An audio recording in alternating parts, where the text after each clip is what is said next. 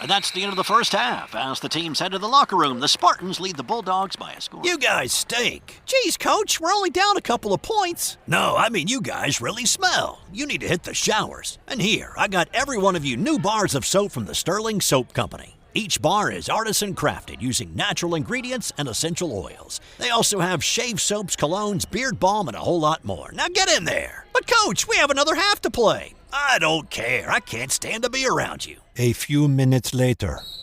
All right, bring it in tight. You guys are still playing terrible, but you're smelling great out there. Now listen, you're going to need to stock up for the rest of the season. We got a lot of tough games left. So go to sterlingsoap.com after the game. That's STIRLING soap.com. You got that? Yes, Coach? Great. sterlingsoap.com on 3. 1, 2, 3. sterlingsoap.com. This podcast is part of the Sports History Network, your headquarters for the yesteryear of your favorite sport. You can learn more at sportshistorynetwork.com. Talk about Nate Thurman, Chuck. I mean, this guy is just, when you look at a center from the 1970s, he looked like what a center should look like during that era of basketball. He sure did. He just always... He looked old, man. You look at old Nate. You look at old Nate, man. He looked old when he was young. You know, you see old Nate when he comes to the court, man. I'm pretty sure coming up, you see him coming. If you owe somebody some money, you start looking over your shoulder because he looked so old. He looked like he was one of the goons that came to collect for the loan shark. You understand what I'm saying? You know, old sweet Daddy Williams loan you $300 and 45% interest daily. Yep. You know, old sweet Daddy want his money. You understand? That's right. You know, and he always looked like that. But to your point, he is just so criminally underrated.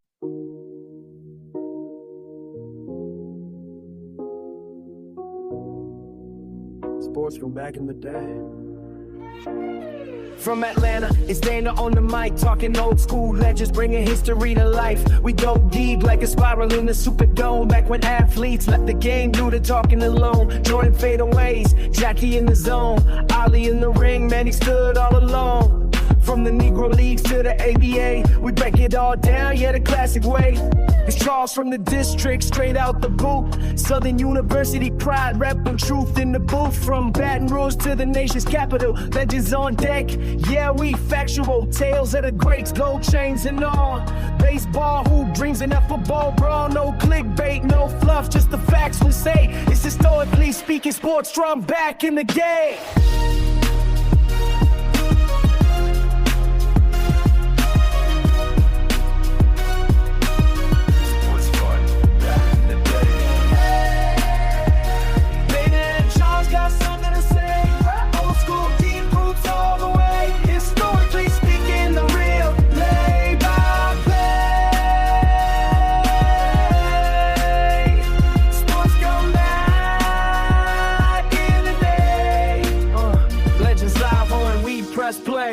So sit back, tune in, and hit replay. It's historically speaking sports, the classic way.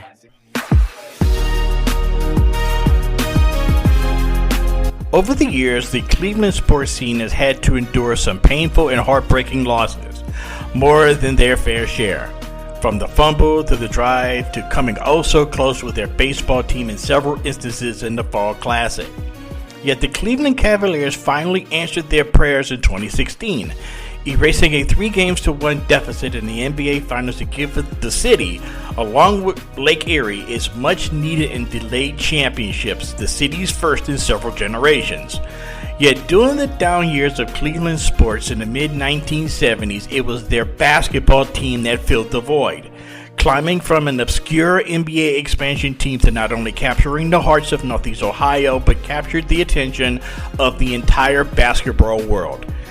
Welcome back to the Historically Speaking Sports Podcast. I'm Dana Augusta, your host, and my co-host Charles Combs will be along shortly. And this is where we give you the best of sports from back in the day. In this episode, we're heading back to the 1976 NBA playoffs to visit one of basketball's most remarkable Cinderella stories, the Miracle at Richfield. Just 5 years after joining the league as an expansion franchise, the Cleveland Cavaliers shocked the basketball world by defeating the heavily favored Washington Bullets and capturing the imagination of an entire city. We examine how a team of overlooked players, a passionate fan base, and a little bit of playoff magic combined to create one of the greatest upsets in NBA history. Then, later on in our shoutout segment, we'll look at other unforgettable postseason runs by expansion teams that defied expectations, including an NFL team that took 18 years to finally make the playoffs and shocked the world with a stunning playoff victory over the mighty Pittsburgh Steelers in the mid-1970s, and a couple of expansion baseball teams and their improbable runs to World Series championships. So settle in as we revisit one of sports' greatest underdog tales, the Miracle at Richfield, right here on the Historically Speaking Sports Podcast, a member of the Sports History Network. Hey there. Welcome to Music Meets Sports, where sports legends meet custom soundtracks. Founded by music producer Ronald Tyke Oliver, Music Meets Sports was created to bridge generations, educate fans, and celebrate the greatness of both current and former athletes. We craft original songs about heroes in basketball, football, baseball, boxing, and beyond, highlighting their struggles and victories. Across all musical genres, we reintroduce fans to their favorite athletes in a way they've never heard before. From Babe Ruth to Reggie White, from rising WNBA stars to timeless NFL great stream, or download our music now on Apple Music, Amazon, and Spotify. Visit musicmeetsports.org to explore the catalog, hear new releases, and join the movement that's preserving sports history, one song at a time. Ladies and gentlemen, and we're back here on the Historically Speaking Sports Podcast. I am your host, Dana Augusta, along with my main man, Charles Combs, coming to you live and direct on this Sunday night on the eve or a few days before Game 1 of the NBA Finals between the San Antonio Spurs and the New York Knicks. But we're going to be talking Cleveland basketball. And I'm going to get Chuck's thoughts on the NBA Finals a little bit later on, so stay tuned for that. So we're going to be talking about the Cleveland Cavaliers for the most part in this episode, as we're going to be traveling back 50 years to talk about the Miracle at Richfield, one of the great instances in NBA history, one of the great historical events in NBA history that, in my opinion, I don't think a lot of people really truly talk about. And so we're going to revisit the spring of 1976 in this episode. And before we kick things off, Chuck, how are you doing this evening? Man, I'm feeling real good. Happy to be back because it's been a while. You know, life has been lifing for each of us, and kind of happy to be back. Almost feeling a little bit like peaches and herb right now, man. Reunited, and it feels so good. Yes, sir. There you go. Preach, brother. But I'm happy to be back. Yeah, we did take a little bit of a hiatus. You know, you had some traveling to do, and I celebrated my wedding anniversary this past weekend before. So it was a very good time had by all, and I'm glad to be back in the swing of things on this Sunday evening. So we're going to be talking about, like I said, the Cleveland Cavaliers and their history and their, really their first real bright spot in their NBA history, going back to the spring of 1976. But when you talk about the Cleveland Cavaliers as a whole, when you hear the name Cleveland Cavaliers, what are some of the things that initially come to mind for you? Oh, when I think Cleveland Cavaliers, I think of like old school, like World Be Free. Then I think about Brad Daugherty, Mark Price, like really right in there in those late 80s, early 90s teams, like Brad Daugherty, Mark Price, Craig Elo, Ron Harper, pre-knee injury Ron Harper, who was just a monster. Then you got Craig Elo and Larry Nance once he got traded over there and all of that. And then their battles with the Bulls and how they always seem to give them a pretty good go, but then always seem to come up short, which is kind of befitting of Cleveland sports teams for the most part. And with the Jordan shot over Elo in Game 5, what was that, 88 or 89? It was one of them. 89, I believe. Yes. And That was then 89. after that, you think about the two LeBron eras that they had, and then finally fulfill promise with him overcoming 3-1 to finally land the Cleveland City, his first sports championship in several decades. Yeah, 1964 was their last championship before they defeated the 73 win Golden State Warriors in 2016 or 2017? It was Something 2016. Like 2016. Okay. But when I think of the Cleveland Cavaliers, I mean, Mark Price was one of my favorite players growing up, as well as, Larry Nance, even before we joined the Cavaliers when he was with Phoenix, Brad Daugherty. I remember watching him at University of North Carolina, and I just remember, Ron Harper, there's another really good player. And they had some really good players come through Cleveland, especially in the 80s. And Lenny Wilkins was the coach there. After starting with them for a season or two, he came back and became their coach after he left Seattle. And he led them to all of those playoff appearances. Gerald Wilkins was another great player for the Cleveland Cavaliers in the late 80s, So it was just a really, really good, solid franchise over the years. But we're going to go back to the beginning. And the Cleveland Cavaliers was an expansion team in 1970. They came into the NBA along with the Portland Trail Blazers and the Buffalo Braves. Of course, you know them now as the Los Angeles Clippers. But those three teams entered the NBA the same year in 1970. And for most expansion teams, 1970, they start off a little bit rough. They go 15-67 their first year, but they do have, little did anybody know, they had some of the pieces that's going to make this run in 1976. The foundation was already being laid, and little did anybody know. First of all was the head coach, Bill Fitch.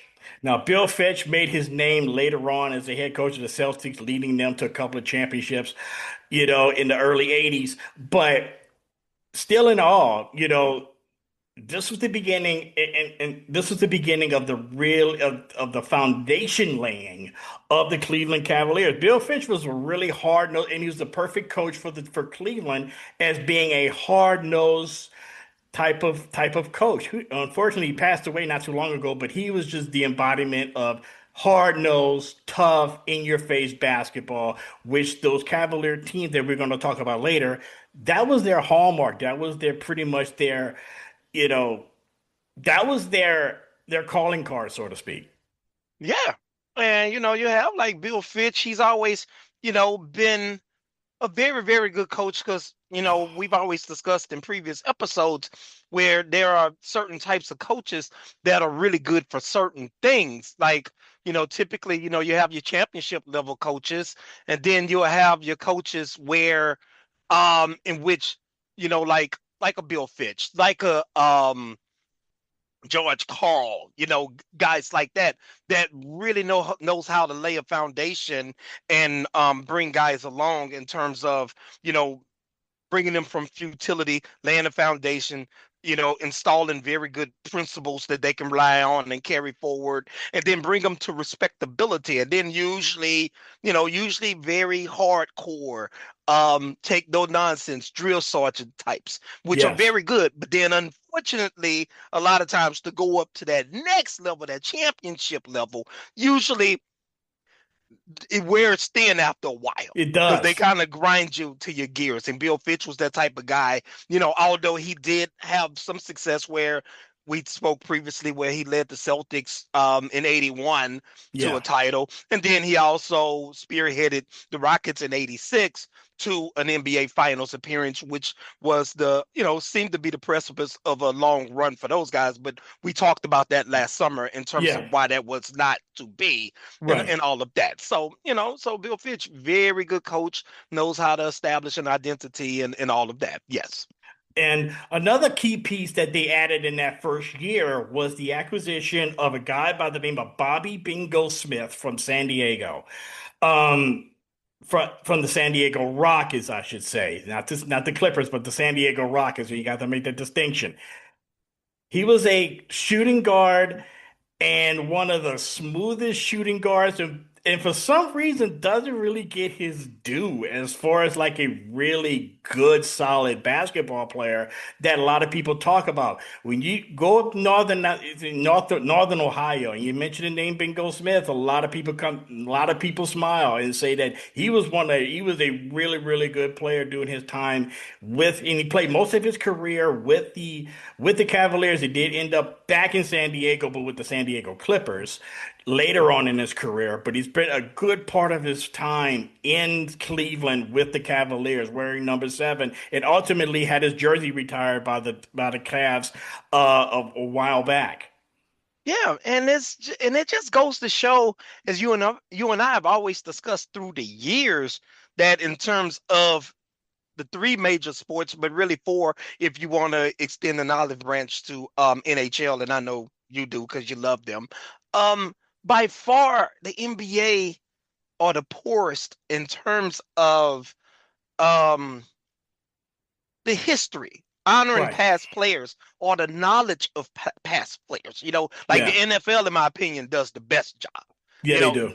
MLB does a good job too, but it seems like in terms of the NBA, unless you are like a basketball like aficionado like the two of us, Right. it's a lot of these players go into just not well known because they don't do the league as a whole, as well as the individual franchises. They don't do a very good job of teaching and retaining the history of yesteryear. Because you have to be a baller if your name is Bingo. Yeah. His nickname derived from Lynn Morton, the announcer, saying Bingo every time he scored. So you got to be a baller in order to Yep. be nicknamed Bingo. Bingo Smith and all of that. And then he was also like a lot of well touted, like he's the 6th pick in the ABA draft. No, not 1969 draft by the San Diego Rockets, and then year later picked up in the expansion draft by the Cavs in 1970. And then, as we will talk about today, he played a very integral role not Yep. only into the early establishment of the Cavs franchise, which was an expansion franchise that you just noted, but also laying the foundation for a lot of success, which is to come for our main theme and topic of today, but as well as going forward after that. Yeah. They also had in 1970 John Johnson, and I bring John Johnson up because he was a longtime great player for the Sonics in the late 70s, and we talked about him in a previous episode that we had. But I also wanted to bring this up also was because he is, and I did not realize this until doing research, that he is the father of current San Antonio Spurs coach Mitch Johnson, which I didn't know until watching the NBA playoffs and doing research for this. And I was like, wow, that's a coincidence. But John Johnson was the first All-Star selection by the Cavaliers in 1970, which even though they won 15 games, but you had Bingo Smith and you had the coach Bill Fitch already there. Moving on, 71-72, John Johnson and Butch Beard, they become all-stars. And they also draft a guy by the name of Austin Carr, which would be another known as Mr. Cavalier, Austin Carr. First pick of the 1971 NBA draft from Notre Dame. Now, I had knew this about him, but I didn't know the particulars about him. Austin Carr still holds the record for the most points in an NCAA tournament game with 61 points against Ohio in 1969. So dropped 61 in a tournament game. Even Pete Maravich didn't do that. But Austin Carr was the very first bona fide superstar of the Cleveland Cavaliers. And of course, injuries kind of derailed his trajectory later on, as we would talk about. But boy, could this guy ball. He sure could. He could fill it up. And as we mentioned before, like in terms of building a team, it takes, especially from an expansion standpoint, you have to have a lot of luck, and you have to have a lot of luck, and you have to hit on a lot of things. Like you already mentioned John Johnson, right? But then a lot of times you have to, like, that expansion draft, you know what I mean? Like for instance, like we just talked about Bingo Smith. Now you know, and I know, and I'm sure that it wasn't quite as bad back then because they didn't have as many teams in the league. But you remember in our lifetime, the very first expansion in our lifetime, which was 1988, which were the Hornets and Heat, the Miami Heat. Heat. And then Yeah, you remember, man, basically all the expansion teams got pretty much for the most part what the other team cast offs, man. right, Just the fact that every team just trimmed the fat, whatever they didn't need. Because you remember right. they had, the Hornets had Kurt Rambis running around out there, and Kelly Yeah, Tripucka in the yeah. starting lineup. It's like, in 1988, it's like, okay, man, Not we're not gonna 87, win. 87, 86. Those two guys. I mean, Trapuka was coming off the bench for the Pistons, right? And Yes, Kurt Rambis was, of course, coming off the bench for the Lakers. But now they're all of a sudden they're starters. You know, correct. I mean, you go back now. I don't know the real particulars about this, but in our lifetime, 1980, you had the Mavericks coming into the NBA in 1980. Now, I think was their number one pick Aguirre or was it Rolando Blackman? I don't remember who the I number think one it pick was. was. Mark I was Aguirre about was, to say Aguirre, but it feels like Rolando Blackman. yeah, It feels like it, and they just were just god awful for many yeah. years, and took them a few Un- years Until like and the all of late that. '80s, they became decent. You know, in Correct. the late '80s when they had Aguirre and Blackman and Brad Davis and Jeff Donaldson in that group. You know, no, I'm not putting Jeff Donaldson in that group. You know, like he's really good or not, but Oh, you talking about still, James Donaldson with that James old Donaldson. left hand hook? Man, boom. Boom. But yeah, but like here, unlike in those instances, you hit on Bingo Smith, an actual guy that could actually play. He was discarded because I guess he was unproven. So you Right. kind of fell He was into a the gold mine there, you Yeah, know? he was unproven, and plus he was playing on the team with Elvin Hayes. Correct. And there's not going to be any minutes behind Elvin Hayes, man. It just not. But then you got, you hit on the coach like Bill Fitch, like even though, as I explained a moment ago, he kind of wears thin after a while. But when you're trying to start it up from scratch, he's the man for the job to whip you Right. into shape. Then you get John Johnson and Austin Carr. Now you kind of, even though the results aren't showing it, you're beginning to establish like an identity with the coach, and then some players that can buy in and can execute said identity. Right. So they go 23 and 59 in 1972. The next year, a steady improvement. They improved by 11 games. They went, I mean, I'm sorry, by 9 games. They go 32 and 50. They acquired Jim Clemens from the Lakers. Okay, they trade John Johnson and Rick Robinson to Portland to select Jim Brewer from the University of Minnesota. And Jim Brewer is a big man, played on the 1972 U.S. Olympic team that lost to the Soviet Union. I mean, this guy was just all muscle. I mean, he was just a big man that he was long watching him on videos, researching this. He reminds me of a 1970s version of like a Ben Wallace type. Okay. And big, strong rebounder. Ball. I mean, he's not going to score a lot of points, but he's going to get you rebounds. He's going to get you block shots. He's going to give you all of the hustle plays, which you kind of need that. And that pretty much was this Cavaliers team's identity in those years under Bill Fitch. Like you hear all the time that the the coach and the star player pretty much set the team's psyche. The team's identity is through the star player and the coach. In this case, it was proven, especially with Jim Brewer down low.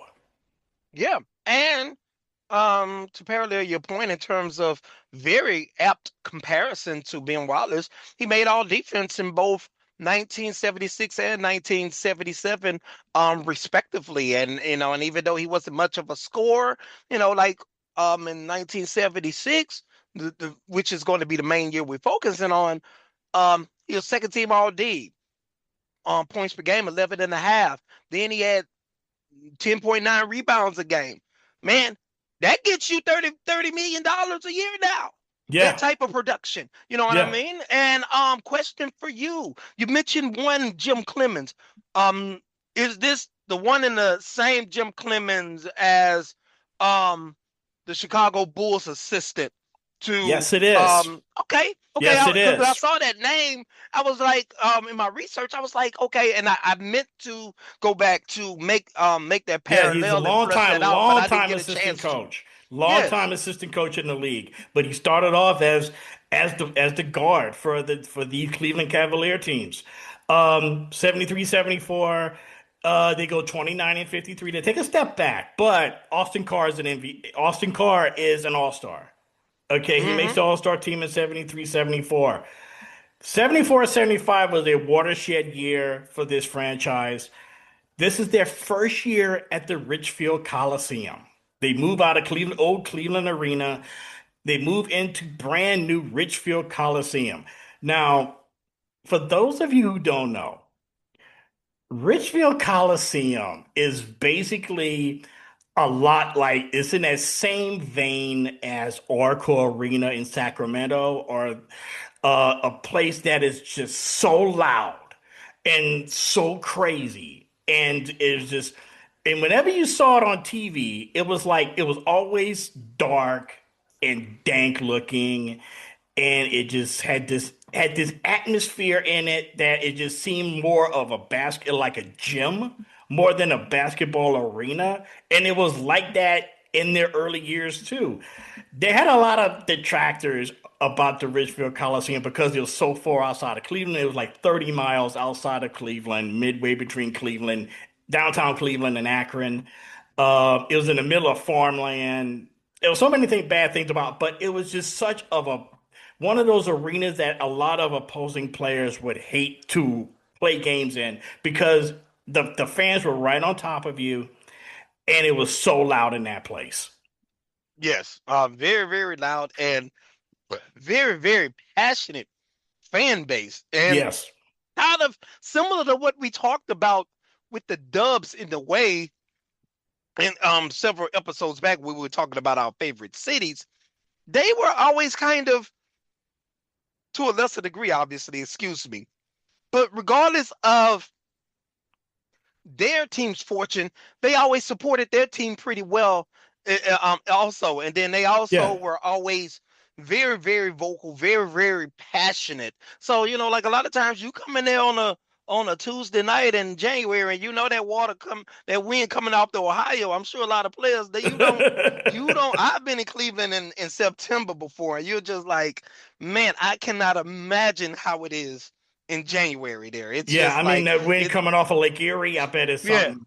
Yeah. It's just cold. It's just cold for no reason, right. And it was just always a hard pace to play. And then also another thing that, established by Bill Fitch, but also for the most part, other than, every franchise has periods of just total futility. But for the most part, outside of said periods, they have always had a team that really plays hard, regardless of talent level, regardless of success. They just play really, really hard all the time. And I think that probably lends into why they've always had solid fan support, because, regardless of fortune, fans know when their teams are giving it their all, or when they're dogging it. And when you're making a sincere and an honest effort and giving an honest day's work, fans have no problem supporting that.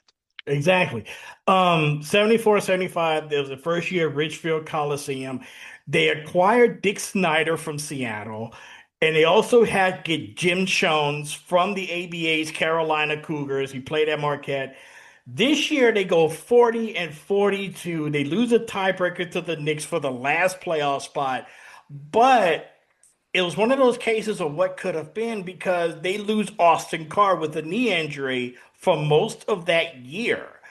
So, and we're gonna get into what happens to Austin Carr this following year because he does something that a lot of superstars this today would not do going into this next season. But they finished 42-4, and you could see the rise. I mean, they go from 15 wins in 1970 to 2 games under 500 in 6 years. So Mhm.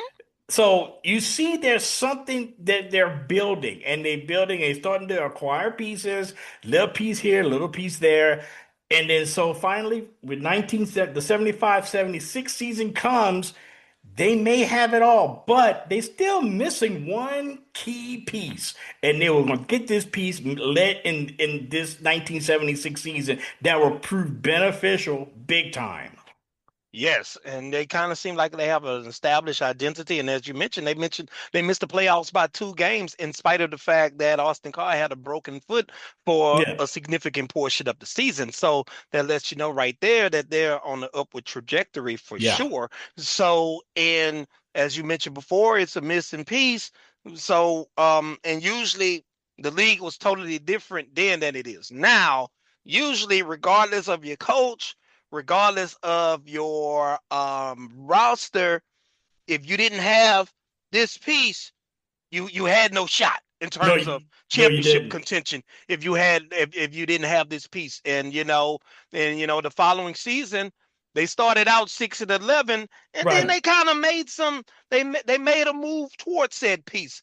Yes, Feel a yes, thing. indeed. Yes, indeed. Before that, let me give you an overview of the 1976 season before we get into that big deal. Larry O'Brien becomes the commissioner of the NBA that year. It is the final season of the ABA.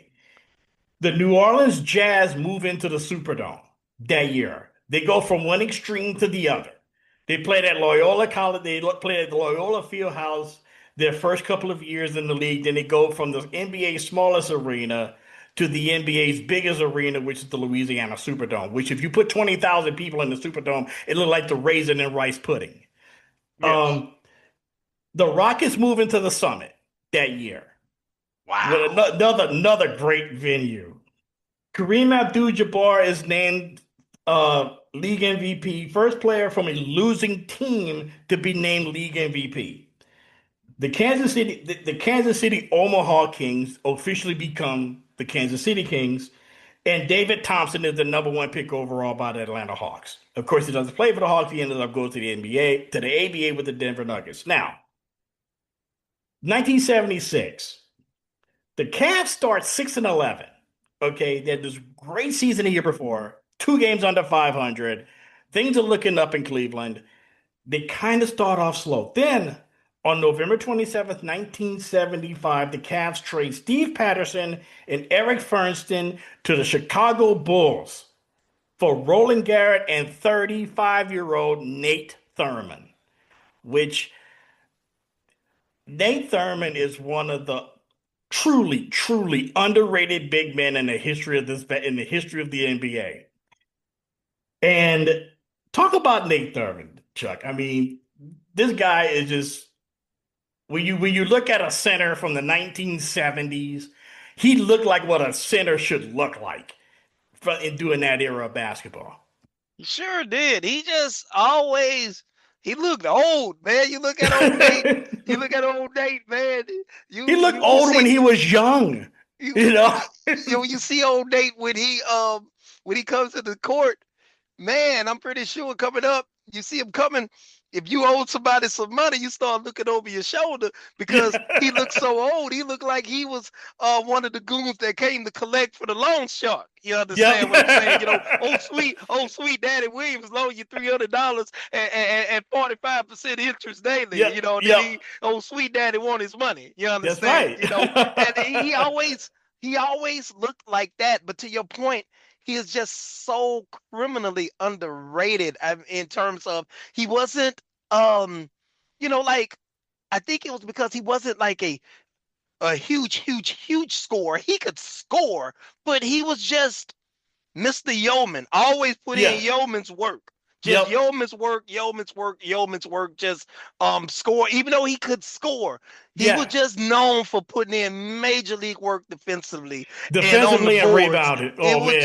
He was just a terror defensively and rebounding. Although he could score, he was a solid scorer, but he just had a tenacity and a physicality, and he just looked like he was just cut out of granite pretty much. But he was still sleek and just muscular. He could run the floor well. He could finish well. He was a solid scorer, but just tenacious defensively and on the boards, just tenacious. And I think because his game wasn't as, he didn't have the poetic sky hook. He didn't have the insane stat line and prowess of Wilt Chamberlain. He didn't have the insane team and championship success of Bill Russell. So as a result, through the years, he just kind of gets lost in the shuffle because he's bereft of those things. Yeah, I mean, bereft of those things. Exactly. 1 year earlier, October 18th, 1974, in his debut with the Chicago Bulls after his long career with the Warriors. First game with the Chicago Bulls, he posted the NBA's first ever quadruple-double. 22 points, 14 rebounds, 13 assists, and 12 block shots. All in one game. If that's not putting in work, I mean, you do that now, they're renegotiating your contract like the next day. And to your point, he gets like, if I had to compare him to somebody, which you really can't now because, I was watching the NBA playoffs, and Wembanyama is just hanging out by the 3-point line, like for like half of every possession, instead of just going low. Right, Nate Thurman would go from one end of the court, from underneath one basket, he goes straight down and be parked underneath the other basket. Don't even get anywhere outside of the free throw line or even the key. He's just right there in the post the whole time, and that's where he made his living. And that's what a lot of centers did back then. They just made their living inside, blocking shots, getting rebounds. Now, again, he did score a lot of points. He did a lot of the dirty work, and you need a player like that. And the Cavaliers got it in bulk and in spades in this season in 1976. With him coming on, he added that veteran leadership. And then after the trade, they go on this huge run, because it seemed like that might have been the missing piece to get them over the top. Yeah, and just to go back on Nate for a second, right? Just looking at all of his stats, they didn't even bother to track blocks until he was 1974. He was 32 years old. Listen to these numbers. 13 a game, scoring. 14.2 boards a game. 2.9 blocks a game. Now, that's at age 32. Yeah. So imagine to your point, the 12 block game, imagine what he was doing prior to that, when he had much more tread on the when he was with Golden State, when he was with the Warriors, with Rick Barry and Al Attles and Tom Meschery and those guys. And correct. And then another very, very underrated stat. And very underrated stat. I mean, I always look at this for a big man. I don't want a big man that fouls out all the time because, my pet peeve was always Mark West. He had 2 fouls by the first TV timeout. Then you got to come with Andrew Lane. That was always my first pet peeve. But I don't want a big man that, if you look up, he has 1 foul the entire game. That's usually an indication he's not mixing it up at all. Right. You know what I mean? He had 2.9 fouls a game. So what that tell you? He getting rebounds. He blocking shots. And that's not even counting the altered shots. But that's also mean you come to the lane, he laying wood. And you talk about Wembanyama, like, I know we're going to talk about the finals later. Please bookmark this for me, folks, because I got a lot to say in terms of the NBA finals. I have a lot to say. But we OKC could have used a guy like Nate Thurman last night. I'll just leave it at that. Because like a lot of these, like you said, now these big men, they don't mix it up. They don't lay wood. And I know the rules preclude much of that. Right. But but you have to make your presence felt, because and I know, just from playing ball as well as being connoisseurs of various sports, a lot of times it's a battle of wills and all of that. But now on to the 76 season for the Cavaliers, like you mentioned, they went 43-22 after the 6-11 start the rest of the way for after the post Thurman acquisition, and then they finished 49-33, won the Central Division for the very first time, and that is very good to be able to, within basically a 5 to 6 year window, win a division and make the playoffs. That's very, very productive. And then they had some success. They won in the first round. They won in the first round, and then in the second round versus the against the Washington Bullets, which will be the crux of our conversation today. We just get into a just one of the wildest series, and just watching. Yeah. I watched some of the tape. I watched like the last 30 minutes of Game 7 in particular, in Richfield Bullets Cavs, and then I watched some highlights of the series. It was just a wild and crazy series. Yeah, it was. Okay, during the 76 season, they had a 7-game winning streak in December. Okay, they had a 5-game winning streak in January, and then in February they win 8 straight. Okay, they ended up splitting the Washington Bullets during the season because they beat the Bullets by a single game in the standings to win the Central Division title. They played the Bullets 6 times that year, which is hard to believe. But then again, you only had 25, 27 teams in the NBA at that time anyway. So you played them an awful lot of times. And they go 3-3 in the regular season against the Bullets, which of course we're going to talk about in a bit. And the Eastern Conference playoffs set up like this. Buffalo would play against the Philadelphia 76ers and beat them in 2-1. The Braves would face the Celtics, and Washington would face Cleveland in the first round. So you had that one little series off to the side, and whoever won that series played the number 1 seed. That's how it went back then. Okay. And the Bullets and Cleveland would face off in the first round. So the Washington Bullets, you got to remember, they were in the NBA Finals the year before in 75. They lose to the Warriors. They get swept by the Warriors in 4 straight. Okay, one of the biggest upsets in NBA Finals history. The Bullets won 52 games. They go 52-30. The Warriors, on the other hand, doesn't eclipse 50 games. They only win 47 games. But they ended up going through the Western Conference and upsetting the Bullets in the first round in the NBA Finals the year before. So the Bullets are back. Back in the playoffs with the usual cast of characters. You have Wes Unseld, Elvin Hayes, Phil Chenier, Nick Witherspoon. But they also pick up in the offseason a guy by the name of Dave Bing. Okay, to solidify that lineup. And so you got some additional scoring now, and they go up against this young upstart team from Cleveland that's in the playoffs for the first time. You got on one side of the ledger, you got this group that was in the finals the year before, loads and loads and loads of postseason experience, okay, against this team making the playoffs for the very first time. And that right there, that should cause a little bit of excitement nationally when they have a matchup like that. Correct. And just a matchup, and I'm sure the area at the time was galvanized, and they were optimistic, although to your point, Bullets were kind of the Eastern Conference standard, so to speak, at the time, because they had made the finals the year before. And then they had clearly established players, because to your point, the addition of Dave Bing gave them not 1, not 2, but 3 Hall of Famers. And the aforementioned Dave Bing, of course, but then also Elvin Hayes, and also the incomparable Wes Unseld as well. So. And I was surprised to find out, watching it, Phil Chenier was a very smooth guard. Oh my God, he was smooth. And I'm surprised he's not in the Hall of Fame.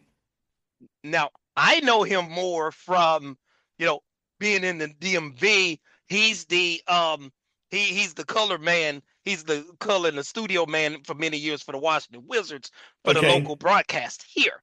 But Yeah. and he's very, very knowledgeable of the game. And but like you said, he was a very, very good guard and a very, could score some, but also more importantly, even though he could score a lot, he was a very smart player, had the Yeah, it ability was. to provide what his team needed at the time. Because you got 3 Hall of Famers around you, it's like, okay, if you don't do anything else, don't turn the ball over. Because Right. don't take away opportunities for our big 3 to kind of do what they do a little bit. And he Right. came up with that in spades. And then also, sign of a very good and heady point guard. Okay, when the scoring, when he's needed to score, even though that's not his primary role, He he can can pick score. that up and fill that void in as well. Yeah, exactly. So game 1, the playoffs start April 13th at the Richfield Coliseum. It's in Cleveland. And the way they did it back then, which I thought was weird, like in the first round of the NBA playoffs, is like every odd number game was in Cleveland. Every even number game was in Washington. It wasn't like 2-3-2 or 2-2-1-1-1 or whatever it is that is in the playoffs. Now, they would alternate. Every odd number game in this series was in Cleveland, and every even number game was in Landover, Maryland, which I thought was kind of weird, but I guess that's just the way they did it back then. Game 1, April 13th at the Richfield Coliseum. Bullets win 100-95. Elvin Hayes, 28 points. Dave Bing, 24. Okay. Bullets at one point had a 18-point lead going into the fourth quarter. They have a furious comeback. They get to within 2 points midway, like in late stages of the fourth, but they end up losing by 5, 100-95.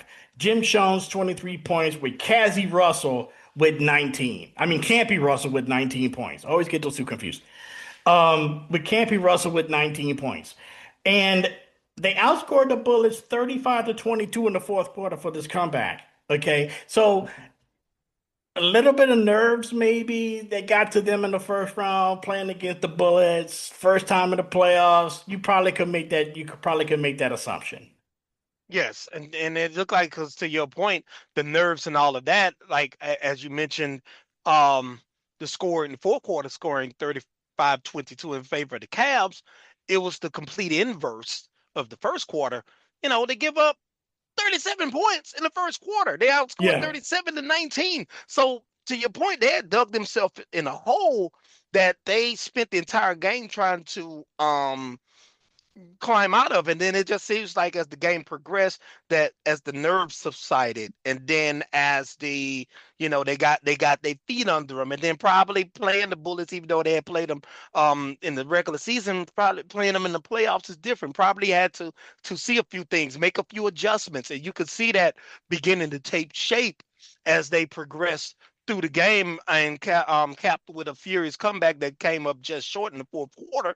But although they came up just short in the fourth quarter and it was a home loss, it was still a lot of encouraging things, in my opinion, going forward, because it looked like they probably, as the game progressed, they found some things that they could possibly hang their hat on for the remainder of the series. Right, especially because, if you really look at the stats throughout the remainder of the series, there's one thing that really jumps out at me is the fact that Wes Unseld is not a factor. Because he doesn't really have a great series, because he's dealing with Jim Brewer, he's dealing with Jim Jones, and he's also dealing with Nate Thurman, down low.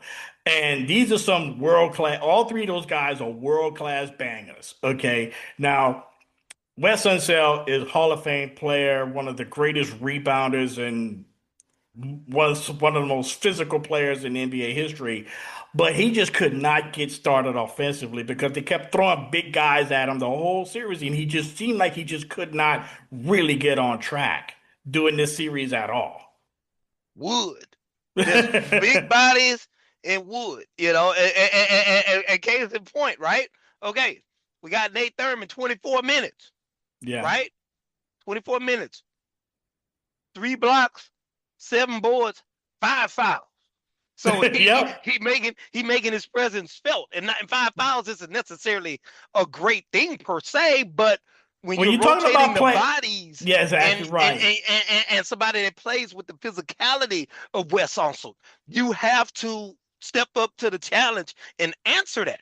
You Yeah, have to. You just right. can't let him bang away with you and just have his way physically. And so you like rotating those bodies, making him work. And then they also look like they did a great job, because in terms of the shot attempts, despite his 46 minutes, he only had 5 field goal attempts. Yeah, So they were doing a good job in terms of defending before the touch. right. Because like a lot of times people wait to defend once the ball goes into the post, and then against certain players, and Wes Unseld is this caliber of a player. He gets it, you're in trouble at that point, especially Right. if he's getting it in his spots. So a lot of times you have to do a lot of your work before the catch, or Right. deny the entry pass and all of that. So, and he was just 6'10", so he was a bit undersized at that center position as well. And these guys, big old Nate Thurman, long, Yeah. things like that. So just they made it difficult, and made it difficult for him, to your point. Yeah. Game 2, April 15th, 2 days later in the Cap Center. This was the game that really set the series apart. That really set up the series.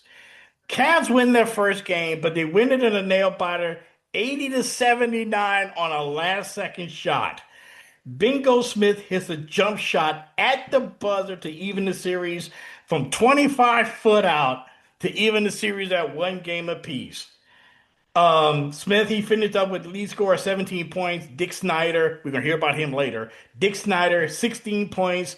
Jim Clemens from his point guard position, 14 points. And then Phil Chenier had 19.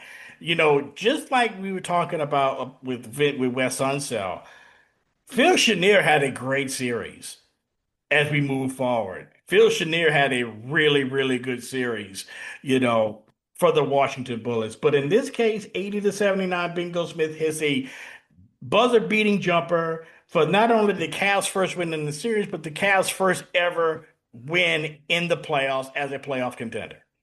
Yes, and that set the tone for the series, and they just kind of look like they kind of established an identity, or at least the terms of engagement for the series. Yeah. That it was going to be knocked down, slug out, ugly basketball. What do you call it?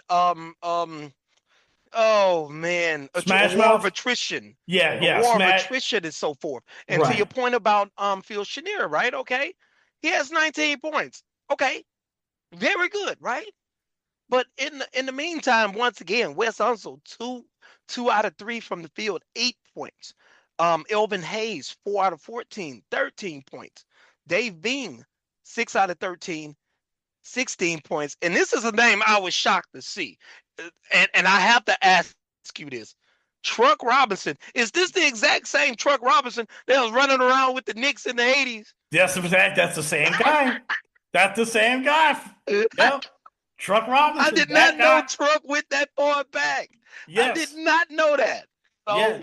Truck Robinson, yep, he was with the Bullets. That is that same Truck Robinson from the Knicks in the 80s. In fact, there was this really cool poster of, they call it the boardroom, okay, that I had when I was a kid. It's called the boardroom. There's all these centers and power forwards on this picture, and they're all dressed in suits and stuff, standing around this big, huge conference boardroom, right?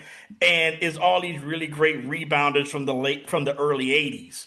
And I had that poster in my room, and Truck Robinson was on that poster. He was known for contact. And before I move on, see another name, Clem Haskins.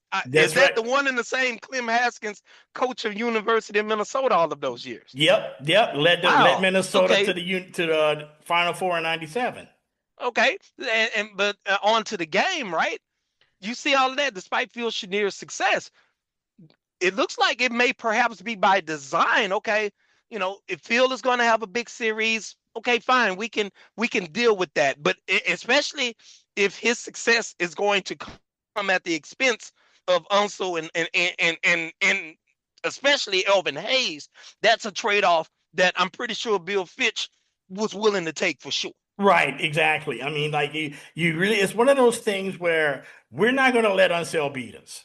Okay, I think that was the game plan. We're going to limit everybody else, because he knew that they had the cats that could at least slow down Wes Unseld. You couldn't stop him at that, doing that part of his career. You couldn't stop him. You just had to slow him down. And I think what they did was they did a great job of denying him the ball. And if he did get the ball, he got it in a very uncomfortable spot. Okay, Elvin Hayes was going to get his, no matter what. He's just that kind of player. Turnaround was money, boy. Exactly. But if there wasn't weakness to Elvin Hayes' game, it reared its ugly head later on in the series, which we will find out. But Elvin Hayes and Phil Chenier, and then you had other guys coming through, Nick Witherspoon, Clem Haskins. They would be huge later on in the series and other games. But Phil Chenier for the Washington Bullets throughout the series was essentially the catalyst for the whole team going forward in this series for them. Okay.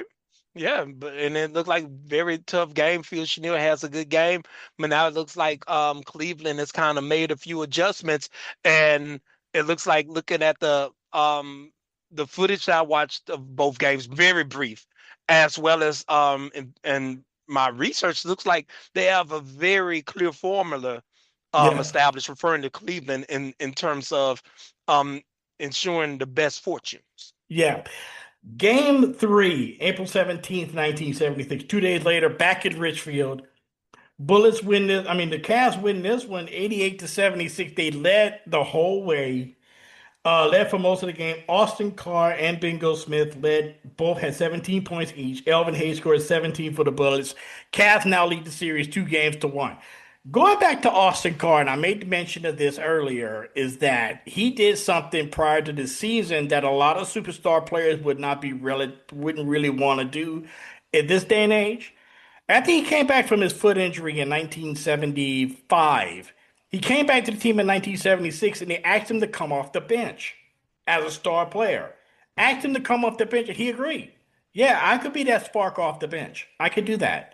And that would prove huge throughout this entire series, is that he was that spark plug off the bench, that you had this one guy that everybody knows, he's a star of the team, but he decided for the betterment of the team, I'm going to come off the bench. They'll supply the spark with him and Dick Snyder and those guys coming off the bench to really give this team a little bit more of a punch coming off the bench.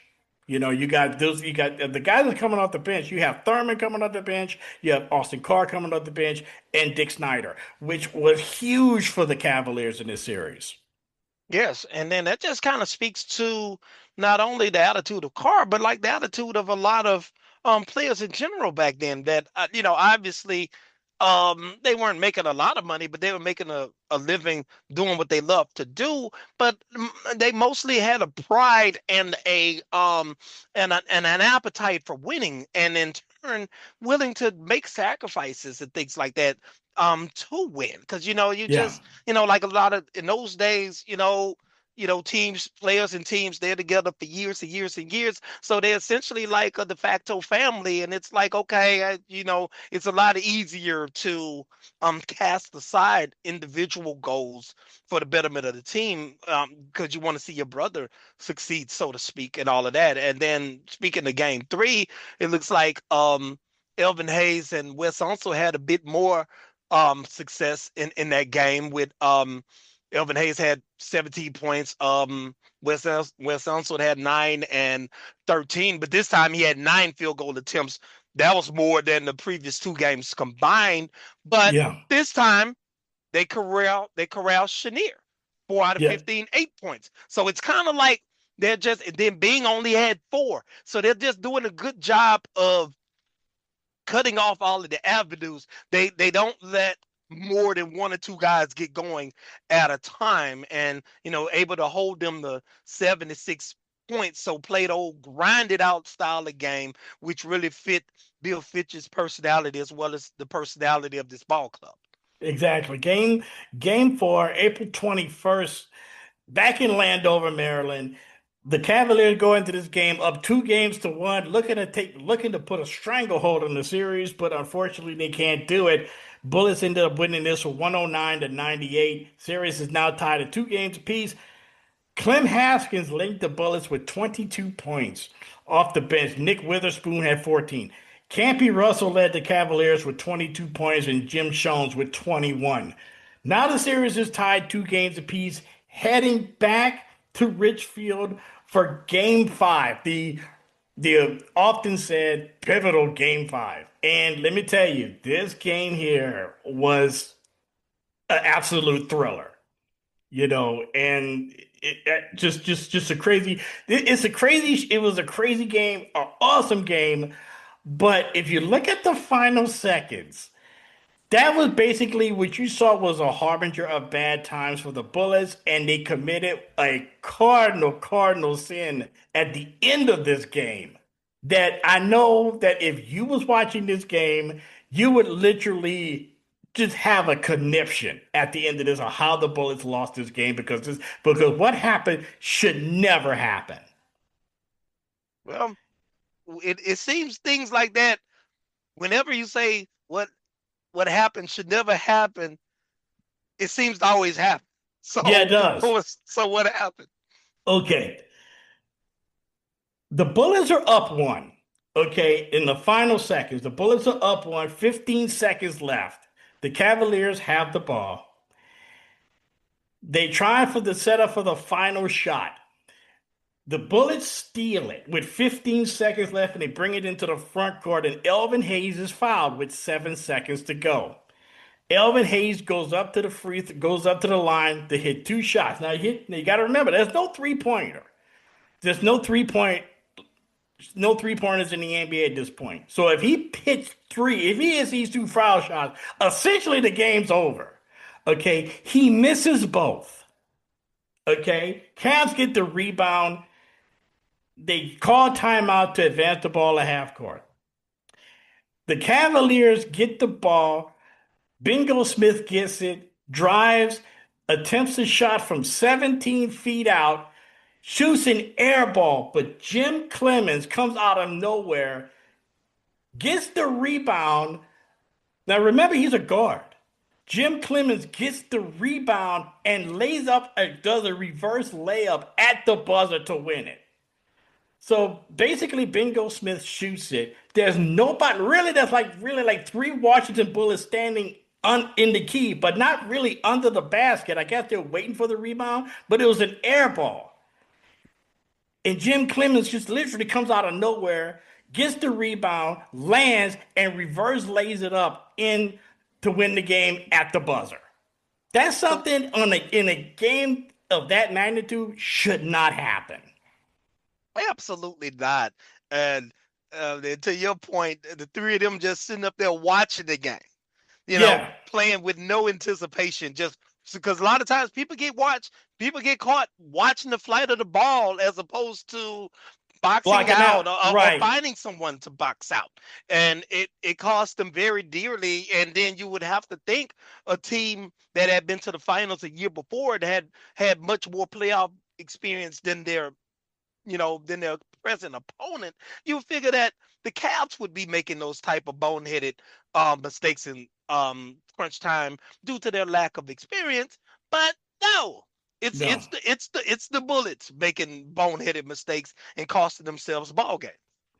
Dick Snyder, 26 points. Bingo Smith with 15. Jim Clemens had 9 points, including the game winner. Elvin Hayes had 25. Dave Bing at 18. Phil Chenier with 17 points. That sets up Game 6 back in Landover, Maryland. And this game here, another thriller. This one goes to overtime. Okay, and the Bullets ended up winning this one in overtime, 102-98. Cleveland tied the game at 88 with 2 minutes to go, and both teams remain scoreless for the remainder of regulation. Nobody scores in the final 2 minutes of the game. In overtime, though, Cleveland falls behind by 6. Elvin Hayes hits a key 3-point play, gets the bucket and the foul, gets the and one to pretty much seal the win. Elvin Hayes, 28 points. Phil Chenier, another big game with 24. Nick Witherspoon at 19.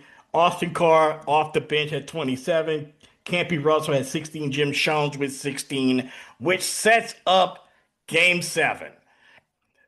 And I know if we had the media, and I couldn't find any articles about this because I looked, just to see what the overall attitude was as far as like what the Washington media was saying about the Bullets having to go 7 games against basically an expansion team that had no playoff experience, and the Bullets had all of this experience.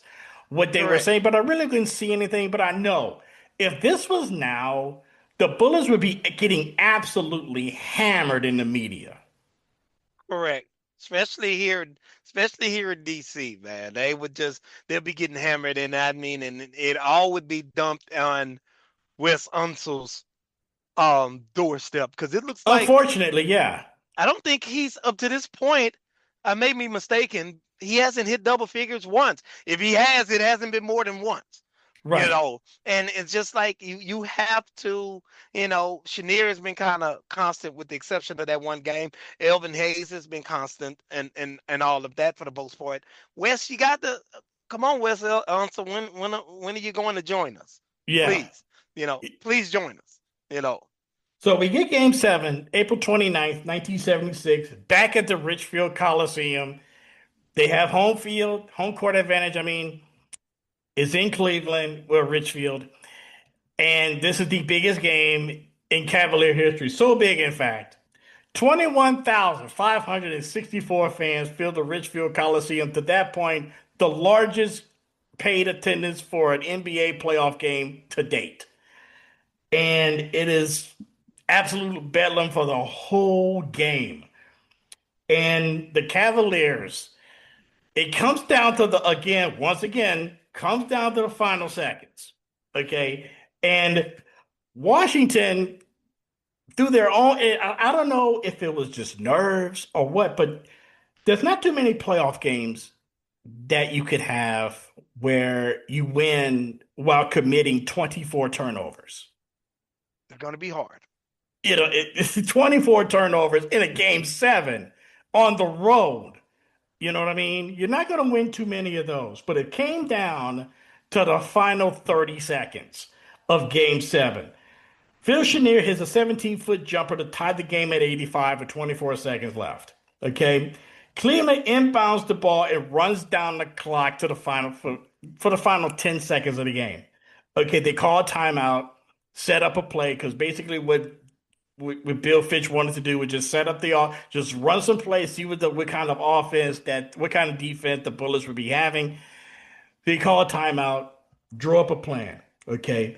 They inbound the ball to guard Dick Snyder. He notices Wes Unseld switches to him, right? Dick Snyder's a guard. Wes Unseld's a power forward. Not the fastest guy, not the fleetest of foot. Meanwhile, Phil Chenier's playing with 5 fouls. So he has to be careful just in case the ball goes in overtime and he doesn't want to foul out because he already has 5 fouls. So he's kind of like playing defense, but he's basically protecting the rim, essentially. Dick Snyder gets the ball, drives past Wes Unseld, and then shoots a floater right over the outstretched hands of Phil Chenier. Bounces off the backboard and goes in with 4 seconds left to give the Cavaliers a 2-point 87-85 lead. Okay. That sets up the final shot. Bullets call timeout. Casey Jones huddles them up. They set up one last play. Wes Unseld inbounds the ball. He throws it towards the basket to Elvin Hayes. Elvin Hayes trips. Okay. The ball goes towards the corner. Phil Chenier gets it. Still got time. Turns around and shoots the ball from the corner, which when you first look at it, looks like that can go in. It hits the side of the basket and it rims off. Cleveland gets the rebound. Game over. Cavs win 7-game series. They upset the Bullets. in 7 games. They win it 87-85. First postseason win in Cavs history, and that is the miracle at Richfield. A team that came from nowhere to upset a absolute juggernaut team in the Washington Bullets, supposed juggernaut, because they made a lot of mistakes in this series that cost them the series, much less the game.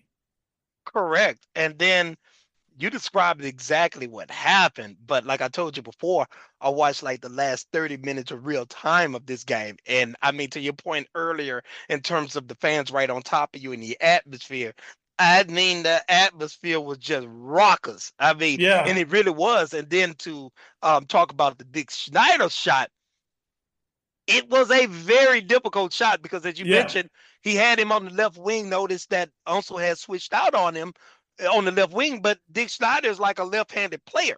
So as he goes by him to his left, he has to shoot it with his right hand to float off the top of the backboard, kind of across his body, kind of. Yeah, it and does, right. And it bounced up and in, and then Bedlam ensued. And then, then to your point, the impending inbound pass after it had been advanced to near half court, I mean, Elvin Hayes just rolling around on the ground for some reason. Right. I don't know. His feet, I mean, his feet, head down, feet up. He's just rolling under the basket. I mean, just all over the place. And Phil Chenier, at least he had the presence of mind to get a shot off. And it looked good, but it rimmed out. And then these were the days which I really miss. And we caught the tail end of this when the true fans. Right. The true fans used to be there, A. And then B, the fans were not trying to be the show. And I mean that by, the fans run on in celebration and jubilation, just sheer excitement for their team victory.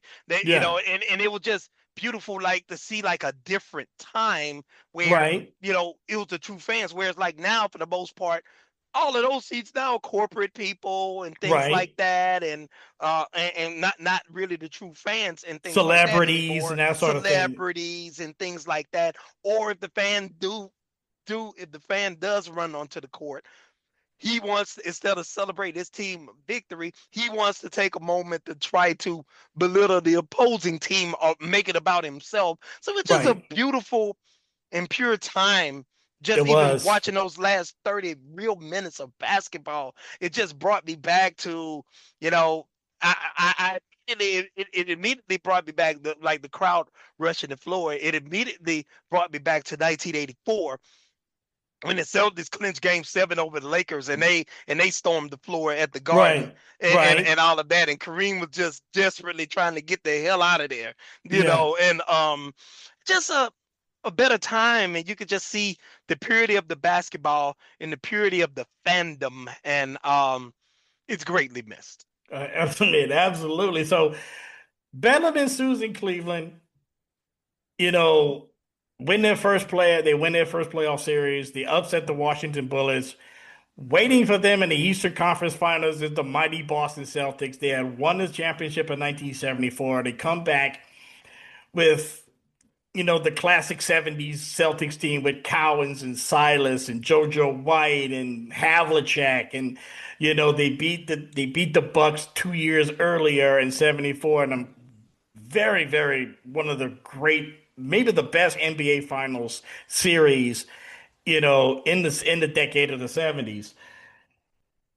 The Cavaliers, they're getting themselves ready, they're practicing, they're getting themselves ready to play the Celtics, and this was before Red Right 88. This was before the fumble. This was before the drive.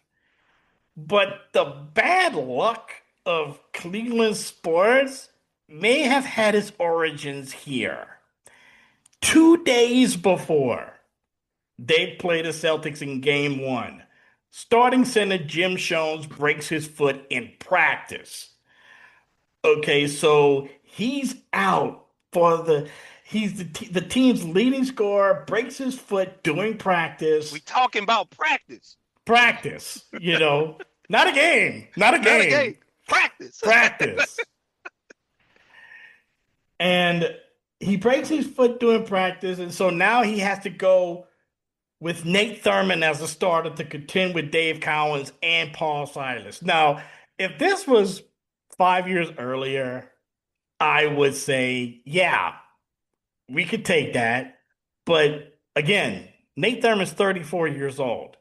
Dave Cowens, all NBA. Paul Silas, tough as Dale's rebounder. That's a tough ask for someone that's 34 years of age. And for the most part, he doesn't do a bad job. Okay. And Boston wins the first two in Boston Garden. You know, the games 3 and 4 shift down to Cleveland, and Cleveland will win games 3 and 4, even a series at 2 games apiece.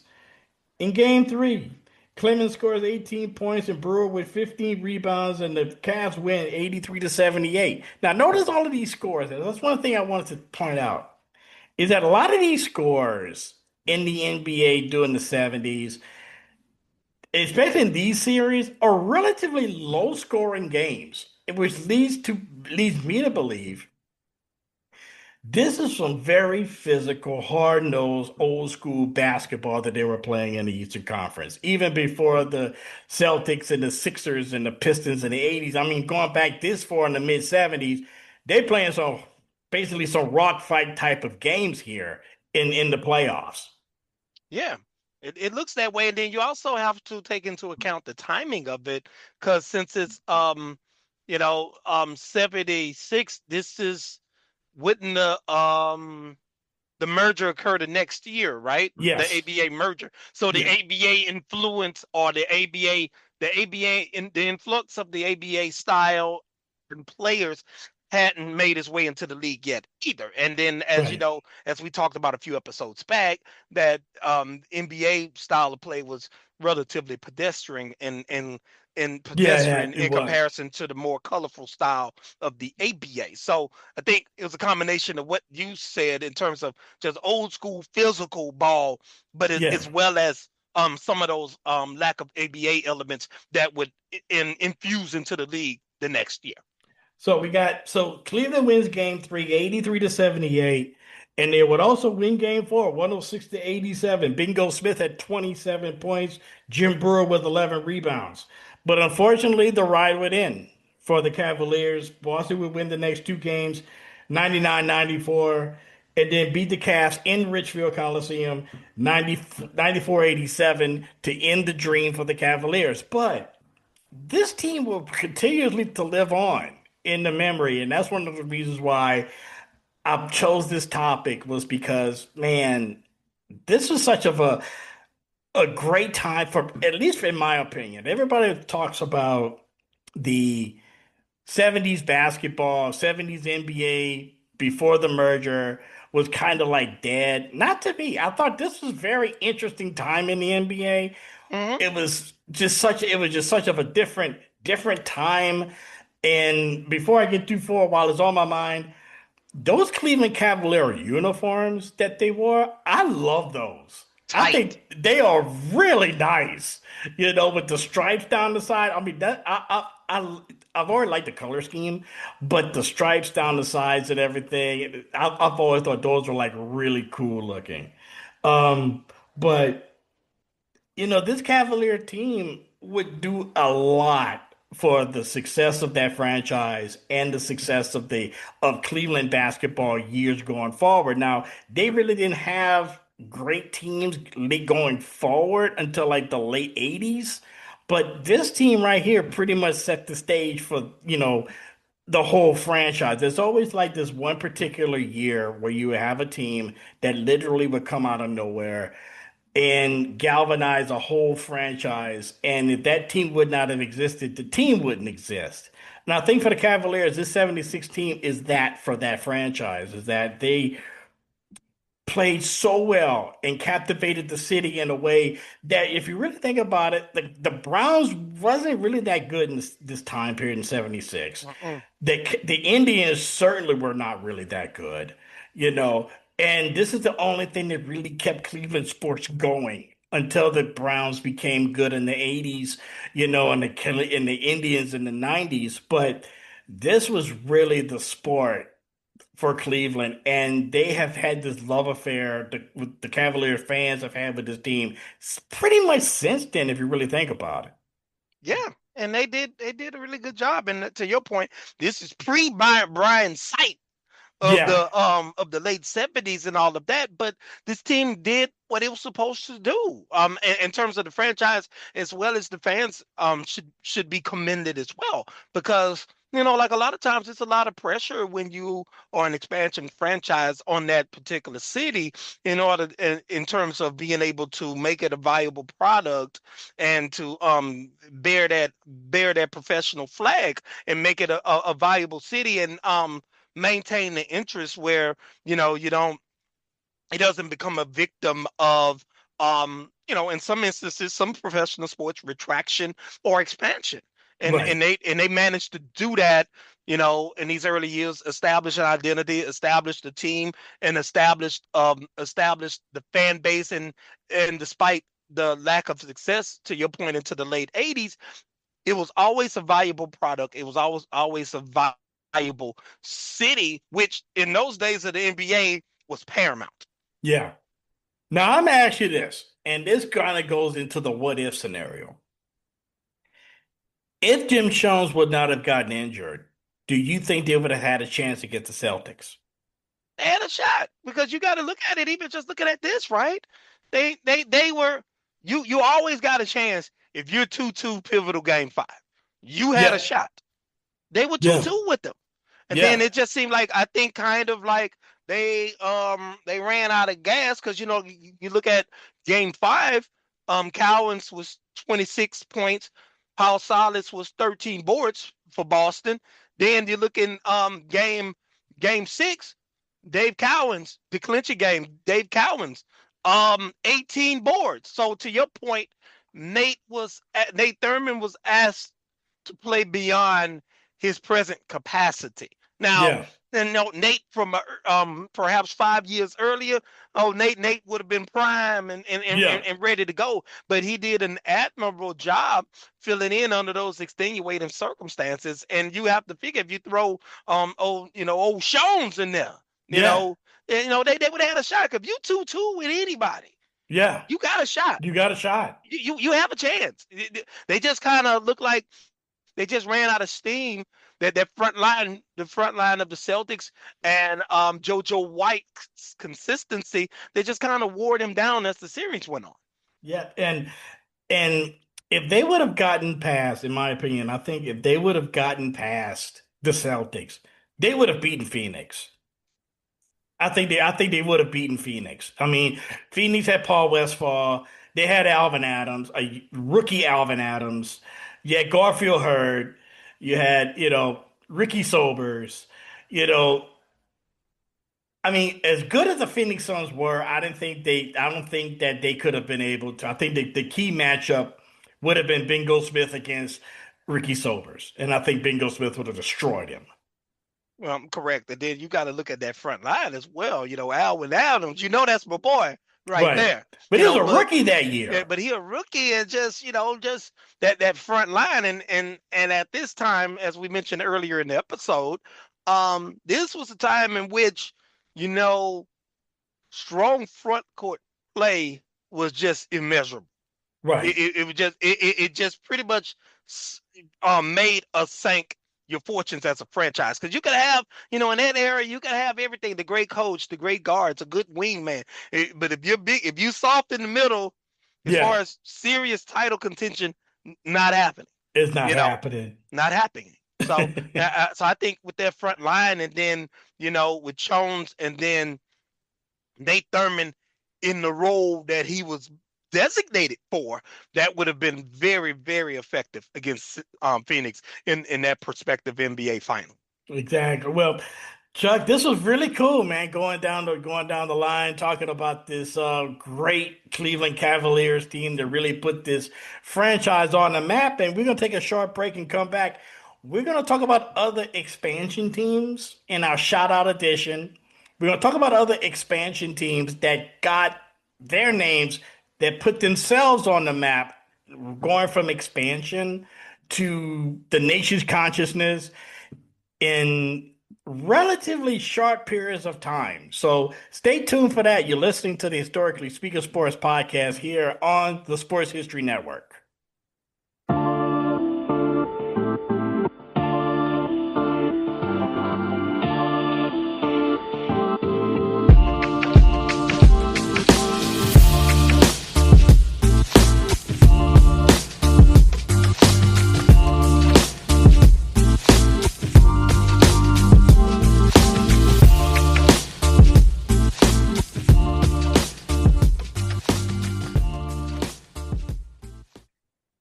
And we're back here on the Historically Speaking Sports podcast. I'm Dana Augusta, joined once again by my partner in sports crime, Charles Combs, and we're going to talk about expansion teams. You just heard us discuss the Cleveland Cavaliers, their rise from expansion to being an NBA playoff power within a very, very short time. So we want to take a look back at the other sports that actually the same thing happened to.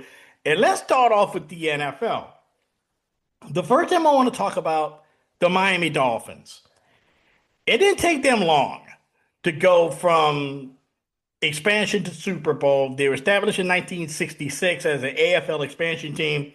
By 1970, they had made the playoffs against Oakland and got thrashed. But the next year, in 1971, they played the Kansas City Chiefs on Christmas Day in Kansas City. In fact, the last game ever played at Kansas City Memorial Stadium. The Dolphins win that game 27-24, the NFL's longest game, still the longest game ever in the history of that league.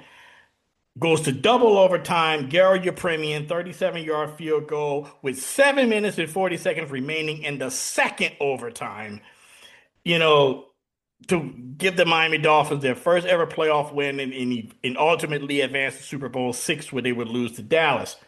Another note about that game was Ed Podolak, the running back for the Kansas City Chiefs, sets a record most all-purpose yards in a playoff game, 350 all-purpose yards in that game. He had 8 catches for 110 yards. He had 17 carries for 85 yards and 3 kick returns totaling 154 yards, all in that one game. So he was putting in some work. Another game I want to talk about just a few years later, and this was like the greatest game for one of my all-time favorite players. Denver versus Pittsburgh, 1977. First ever playoff game for the Denver Broncos. They beat the Steelers 34-21. This is the heyday of the Orange Crush, and the defense was key, especially for a young linebacker by the name of Tom Jackson. He had 2 interceptions and a fumble recovery. Two of those interceptions happened in the fourth quarter to seal the game. It was set up 10 points for the Broncos. In fact, the last interception that he had took place with 2 minutes to go, stopping a Pittsburgh drive. In the very next play, Craig Morton hit Jack Dolbin for a 37-yard touchdown with about a minute left to go to seal the win. So Tom Jackson, 2 interceptions and a fumble recovery in that game, played the game of his life in that game. And the next week, they end up beating the Raiders and then moving on to Super Bowl 12. And then last one in the NFL, there we have to talk about staying in Denver, but Denver was on the other side of this. And we talked about this in the episode a few months back. Jacksonville playing in their very first playoff game, beating the Broncos 30-27 in Denver. They won the week before in Buffalo, but this game right here put the Jacksonville Jaguars on the map, winning in Denver and moving on to the AFC Championship game. These 3 teams up from expansion in the NFL. We're going to talk about a couple of others, but Chuck, what are your thoughts on those 3? Well, tremendous feats, and especially the Tom Jackson one. Tom Jackson from Louisville. The great Tom Jackson, and just the game of his life. And then also, as you mentioned before, we talked about this in the Carolina Panther Jacksonville Jaguar episode last summer, and like how Jacksonville managed to beat Denver and then just advance to the AFC title game where, they came up just short and all of that. So tremendous feats, and it just both tremendous feats by all teams. It just, great. And that's what you love about sports. Any given day, like Yeah, that's Tom right. Jackson. Tom Jackson was a very, very good player, not Hall of Fame worthy, but very good, but has had a Hall of Fame broadcasting career, obviously. But, as good as he was, game of his life on any given day, he could never replicate that because sometimes it's just Yep. your day, It's just your day. which is You're the right. wonderful thing about sports and life. So we move on to baseball, and these two really came to mind when I came up with this idea. 1997, the Florida Marlins. They sweep the Giants in the first time ever making it into the world, first time they're making it into the playoffs as a wild card. And incidentally, the Marlins are the only team to win 2 world championships with no division titles. They've never won the division, but they've won 2 world championships. So in 97, first time in the playoffs, they sweep the Giants 3-0. That was the Barry Bonds, Jeff Kent, Mitch Williams. Who else was on that team? I'm drawing a blank here. Barry Anyway, Bonds, Jeff Kent, was that Rod Beck? Rod Beck, yeah. Like Rod Your Beck. favorite player, Rod Beck. The shooter. Well, rest in peace to the shooter, though. Yeah. Rest in peace to the shooter, man. Then they go ahead and they beat the Braves 4-2 in the National League Championship Series. Upset them to go to the World Series, and they beat the Indians in 7 games. Guys like Levon Hernandez and Jeff Conine, Bobby Bonilla, Craig Counsell, Dutch Dalton. Jimmy Leland was the manager.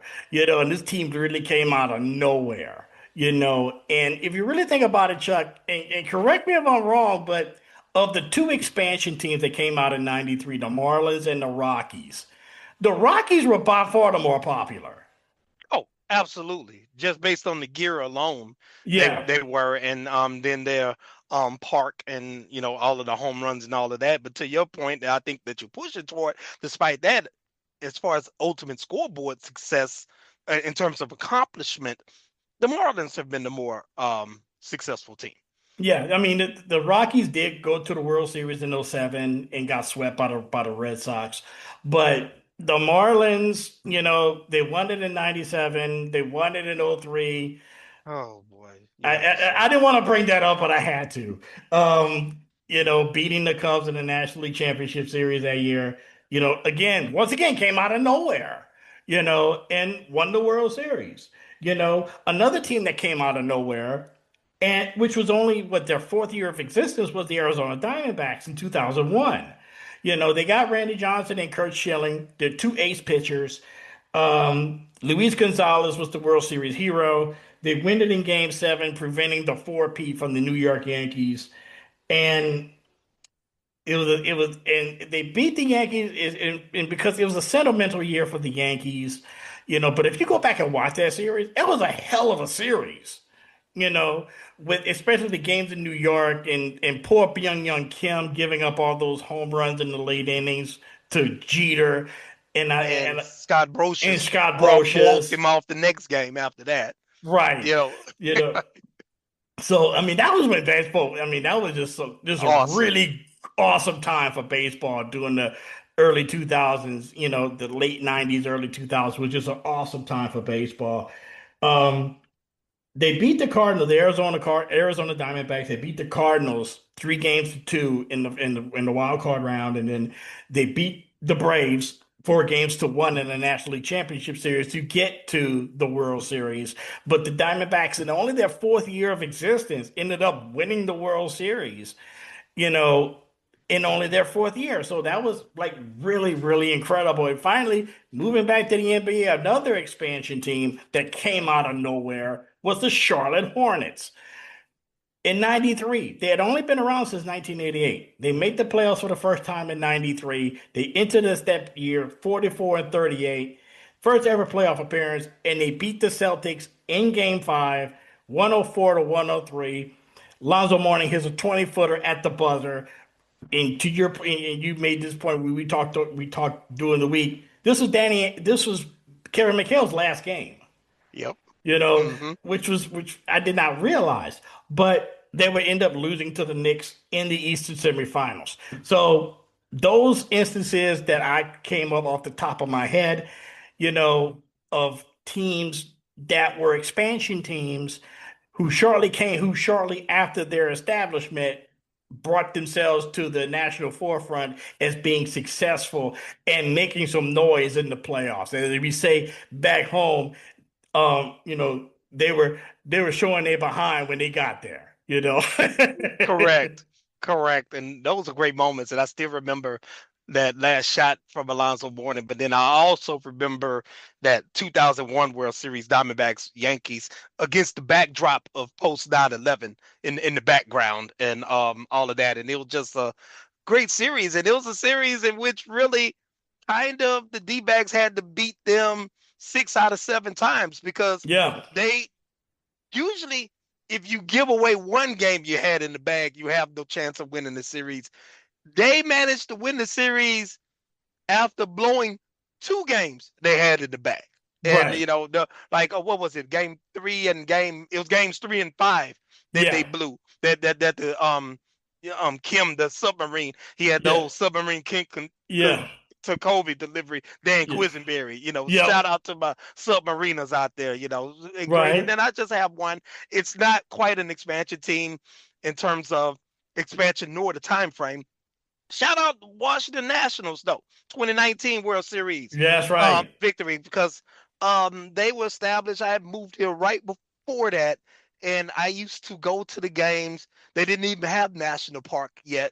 They had the games at the old venerable RFK Stadium. And I used to go when the Cubs come to town. I used to go to those games. And even just being there for a baseball game, just being there, it was just incredible being at that venue, even if it wasn't for football. So I could imagine what it was like for a football stadium. But they persevered, and because you remember, they were the former Expos. They came to DC from Puerto Rico, from Montreal, and it was just at an all-time low. And then they built up into a contender and perpetual playoff disappointment, like the loss to Chris Carpenter, who hosting the Cardinals in the wild card round and so forth. But then they finally broke through with Strasburg and what's that other boy named? The pitcher. He's still pitching. What is that guy's name? I see his face. I see his number 31. Number 31. Scherzer. That's it. That's him. They finally broke through on the many years of promise and won behind like Juan Soto, guys like that, and Gary Zimmerman. So shout out to those guys too. All right, so we are a few days away. We're recording this just a few days away from the opening of the NBA Finals, and we have the New York Knicks in the finals for the first time since 1999. That was the Allen Houston, Larry Johnson, Chris Childs, New York Knicks, and they ended in this is a rematch of 99, and the Spurs are in it against them, just like 99. And you got, this new batch of these San Antonio Spurs with guys like, Wembanyama and Stephon Castle and Champagnie and those guys. And, this may end up being a pretty interesting series. And I'm picking, and I know this, I would love to see the Knicks win. I would love to see the New York Knicks win because New York deserves the Knicks truly deserve an NBA championship. It's been 50 years. It's been 53 years. They won the championship the year I was born, 1973. Okay, so it's been a long time. And for a city that loves basketball, lives and breathes basketball, they certainly deserve a championship. So, Chuck, what are your thoughts heading into this NBA Finals? Oh, boy. Okay. I always respect you, and I respect the historically sports speaking podcast. How far can I go? I mean, how far can I go? I mean, that's what I want to know. Is how far can I go? Look, you are an equal partner in this. So just let it fly. Say Okay. whatever you think is best. Look, I wouldn't mind the Knicks winning, even though they annoy me because they jump around and doing chin ups on the tree crossing light after winning the first round series. So their fans are kind of annoying these days. But this thing with Wemby, man, it's like, come on. He's a great player. Don't get me wrong. But what has he done to literally the Thunder, Chet Holmgren in particular, were running around like this dude with Michael Myers last night. They were terrified of this guy. And it's like, come on, as Mick told Rocky and Rocky too, fight this guy hard. Like I can accept, like, and you know me, like if you best me, if I play as well as I can play and you win, then okay, I'm not happy about it. I'm more upset with myself, but cool. But man, we losing because you scared. It's like, come on, man, I can't. And it's like they're scared of this guy. You know what I mean? And as great as he is, I think in previous eras, he would just be a guy. Because he talk a lot of stuff, especially to say he's from France. He talks a lot of stuff, man. And Karl Malone would come in, knees up, put that knee right in the middle of his chest, and that would be the end of him with all that yapping and stuff. So my thing on the finals, I think objectively, San Antonio in 5, perhaps 6. Perhaps really? 6. Perhaps 6. It's going to be a non-competitive 6 where the outcome of the series is never in doubt. But it may be one of them things like, okay, we can beat these dudes. Just whatever. Do you know what I mean? So do you take into account? You're picking the Spurs in 6. I'm picking the Knicks in 6. It's not. I don't think it's going. I don't think it's going 7. But I think that the way that the Knicks have been playing, I have never seen the Knicks play this well. Never. I have never seen the Knicks play this well. Ever since they lost by 1 point, mind you, to Atlanta in the first round. Now, of course, we're talking about the Hawks. I see the Hawks all the time. They're not good. Okay. They have no superstars. Okay. The way they blew out the Hawks, okay, and then the way they made both the Sixers and the Cavaliers literally quit, Well, they got James Harden. That's not hard to do. No. And that I was like, okay, this may be something here. This may be something. This may be a thing where we may have finally come to the point that the New York Knicks finally win an NBA championship. Because I'm going to tell you what, if Wemby does not understand or learn how to play in the post, the Knicks are going to tear them to pieces. Okay? Because this is what I mean. Because he's not going up against Chet Holmgren. He's going up against Karl Anthony Towns in the post. And Karl Anthony Towns, when he wants to, he could be a force inside. He could be like one of those old school centers when he wants to. He's not like that all the time. But when he wants to, he could be a dominant center. Okay? And then you got then Brunson is playing I've never seen Brunson play this well. And he could be, I'm very hesitant to put him in the same category as like a Clyde Frazier. He's not there yet, but if he does win a championship, maybe you could kind of start talking that way. Maybe. Okay. I hope you're right, and I don't mean this in any way, but you are tripping right now. You are tripping right now. You know what I mean? You say when I'm just calling it like I see it, Chuck. Okay. But you say when he wants to. You know good well that he's not going to get down in the post and bang. I'm referring to Karl Anthony Towns. You know he's not. Okay. He's off his tissue paper. You know it. I probably now. That's why I say when he wants to. Now there were times but he going up against Wemby, who camps out at the 3-point line for like half of like 3/4 of a 24-second shot clock. So does He's, he. you know, true.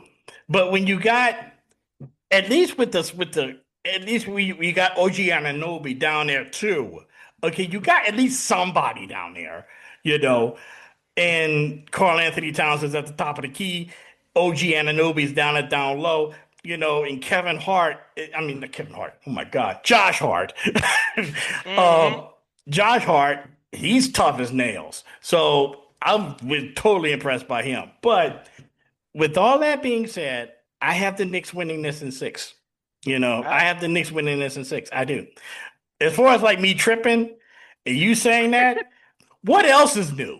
What else But is I'm new? just saying, in terms of like, for instance, Brunson, man, they have not 1, not 2, but 3 or 4 guys that can guard him, and he's not like this super duper quick guy. He's not. He kind of relies on a lot of guile and a lot of savvy to get his shots off. And I just think with all of those multiple bodies, the Knicks' fortunes are gonna start and rest with him, and I think they'll be able to wear him down enough. Whereas on the opposite end of the floor, I just think the Knicks won't have answer. Now they're gonna play hard, and which I will appreciate. They won't lose because they are afraid or intimidated. I appreciate that. But unless because you say how far I can go with this, but I just. It's time for an American player to do something. That's all I'm saying. That's true. Like, that's so true. I need Brunson to become Kyle Reese. That's what I need. I need him to become Kyle Reese to save mankind from the European invasion of basketball. Right.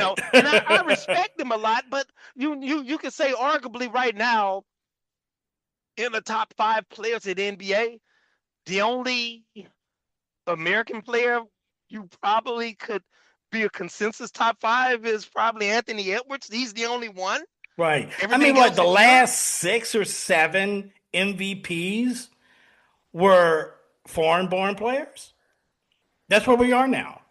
We need somebody to do something. And I mean, and you look at the league, like, guys like, and I don't want to be too critical because you know how I can be. But like, Jokic.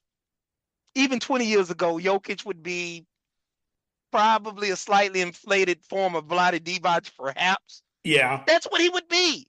He wouldn't be as dominant as he's been. I think Wemby, he reminds me of Brad Sellers. He does. Wow. And not that bad. Not as bad. Not as bad. But he reminds me a lot of Brad Sellers. He plays the same way. You talk about won't get in the post. He won't get in the paint. Soft. He will not get in the paint. He won't mix it up, but always yapping and won't be quiet. He reminds me of Brad Sellers. It's just like, man, like punch these guys somebody punch him in the mouth, please. And I think they really need to bring the rules back to a medium. I think the 80s was perfect. The 90s, it was too defensive minded, like the 90s, because they were letting them do too much stuff. Right. But then I think from like about 2008 to about 2015, 16, that was the perfect balance where it was some offense, but it was still some inside games, still teams that could play. Because basically every team we watch now runs the exact same sets. They're going to swing it around. Then when it gets about 12 on the shot clock, here come the guy with the high screen and roll. Here we go. Right. Every team plays the exact same way now.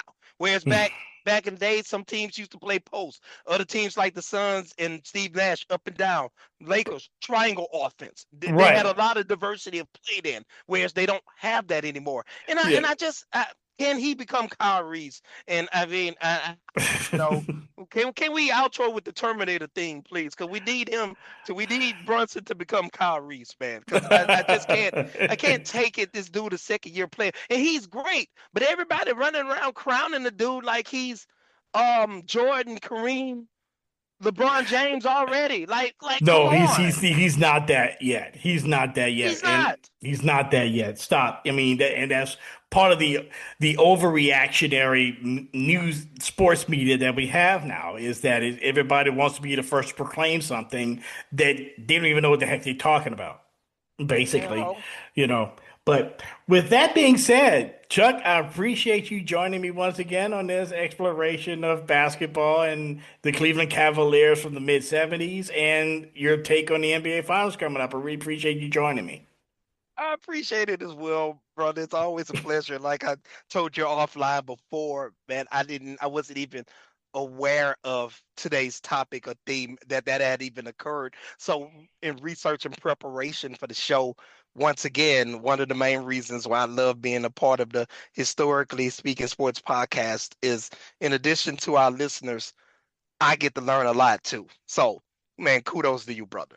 Thank you so much, Chuck. I really appreciate you joining me again and appreciate you joining us as well. And we'll be right back to wrap up the show right after these. You're listening to the Historically Speaking Sports podcast, where we give you the best of sports from back in the day.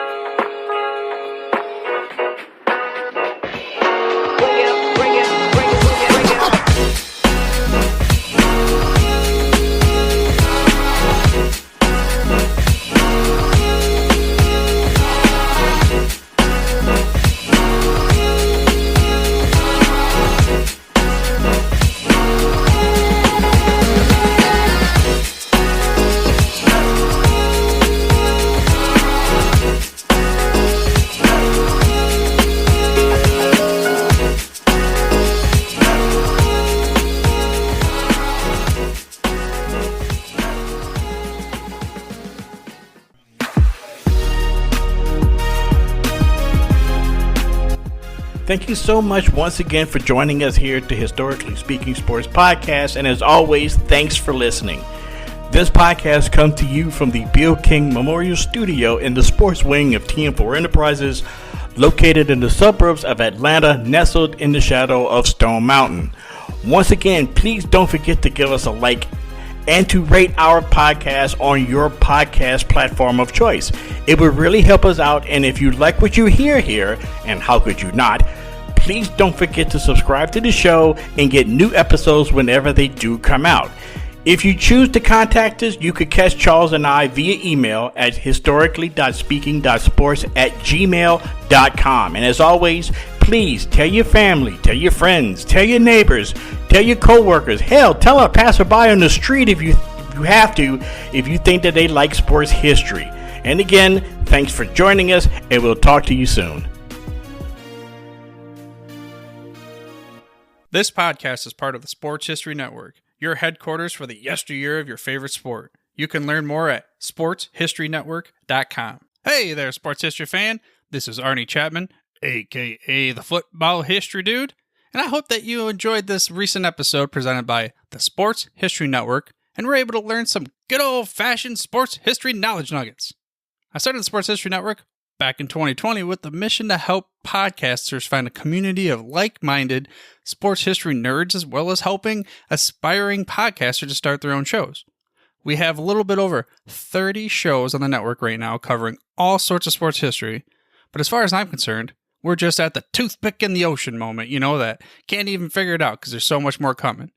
We wanted to create the ultimate headquarters for sports yesteryear, starting with Podcast Network and our website, but we're going to continue to move into other mediums as well. And here's the cool part, because we want you to be part of our team. So if you're interested in starting your own podcast, or maybe being a guest on one of our shows, or who knows, maybe even writing an article for us over on the website. Seriously, all you gotta do is reach out to us on the contact page over at sportshistorynetwork.com. You can be as technologically savvy as a Neanderthal tapping on a stone trying to figure out this whole hieroglyphics thing back in the day. Again, it doesn't matter, because even if you don't understand the whole podcast space, we have a production team that can pretty much help you out with doing everything. All you gotta do, head over to sportshistorynetwork.com, head to the contact page, fill it out. That message goes right to me, and I'll reach out to you as soon as I can. But for now, dude, I'm through if you're through.